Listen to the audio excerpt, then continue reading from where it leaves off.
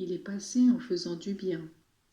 Mes enfants bien-aimés, me voici au milieu de vous, je suis Jésus ressuscité, et je désire faire partie de votre vie et vivre en vous pour donner à votre existence une empreinte divine.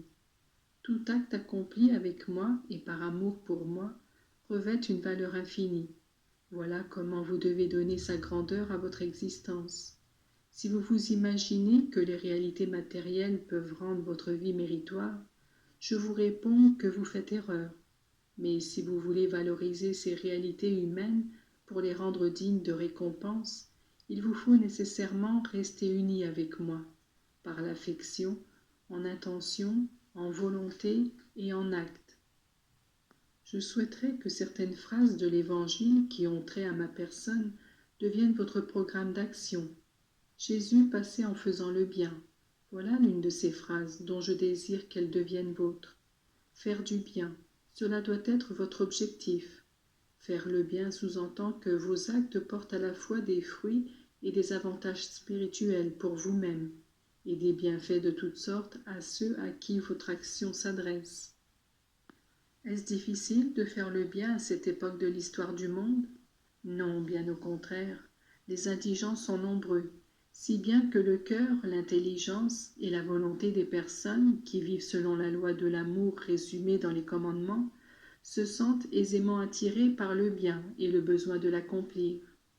Le véritable bien, c'est celui que vous exécutez, sans y chercher quelque satisfaction humaine intéressée. Mais si, en faisant les bonnes œuvres qui se présentent, vous vous cherchez vous-même, vous avez déjà reçu votre récompense dans la satisfaction que vous éprouvez après les avoir effectuées. Je n'exclus pas qu'une personne qui fait le bien puisse y trouver du plaisir, mais ce ne doit pas être le motif du choix, mais bien le résultat d'un devoir accompli. Le monde a été créé comme une immense famille, dans laquelle tous ont besoin de recevoir et de donner. La joie de donner dépasse celle de recevoir, mais tous doivent savoir faire preuve d'humilité et demander de l'aide aux autres. Cela se produit aussi bien dans le domaine spirituel que matériellement parlant. Il ne se passe pas un jour sans que le donateur suprême n'accorde aux hommes les secours de sa providence. Il n'y a pas une minute de la journée où je ne me donne pas aux hommes pour les faire bénéficier du pain de vie, qui est mon corps et mon sang, source de salut qui réconcilie l'homme avec Dieu.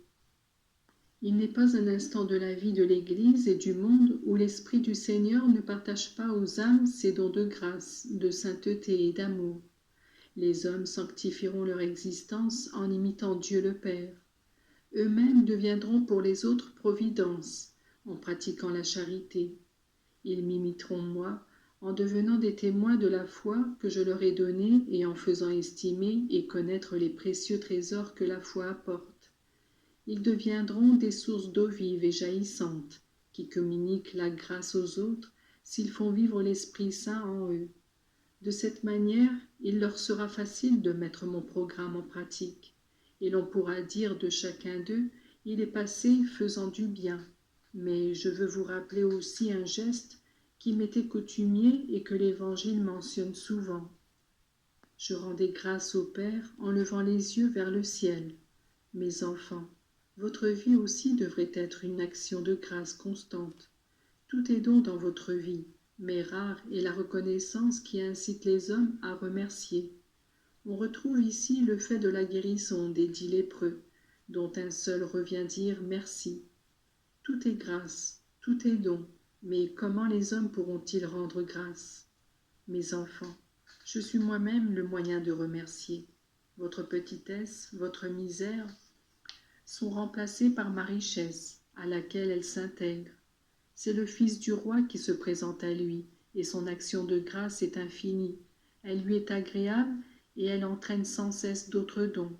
N'ayez pas peur d'exagérer, en transformant votre vie en un remerciement permanent, en vous unissant à ces gestes d'humilité, d'obéissance et de gratitude qui furent les miens durant ma vie et que j'adressais au Père.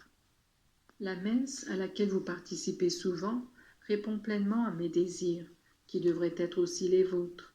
Si vous voulez que votre vie ait une valeur universelle et constante, insérez-vous dans ma messe. Vous ne pourrez jamais dire que vous aurez raté ou gaspillé les dons de Dieu.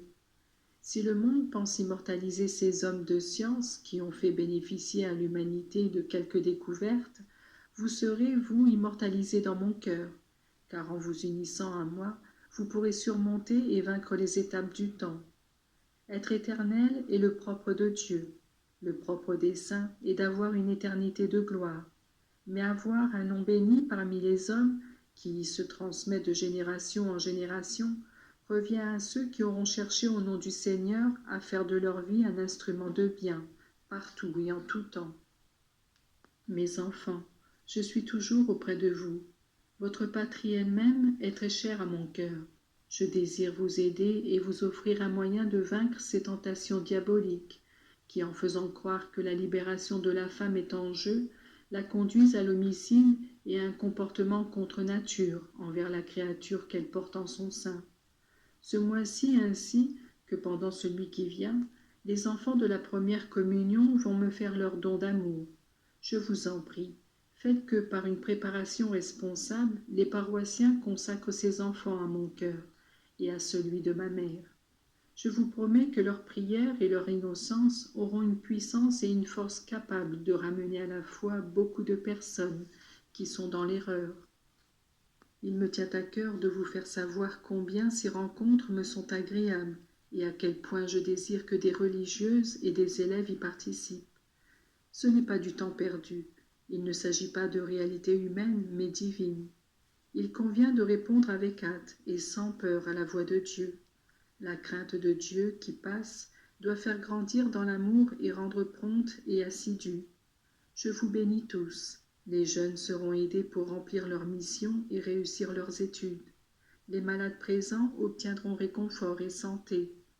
Mes enfants, je vous embrasse et je vous dis avec toute la puissance dont je dispose, soyez miens. Vous vaincrez le monde et toutes ses flatteries. Au revoir, mes enfants, et devenez des saints.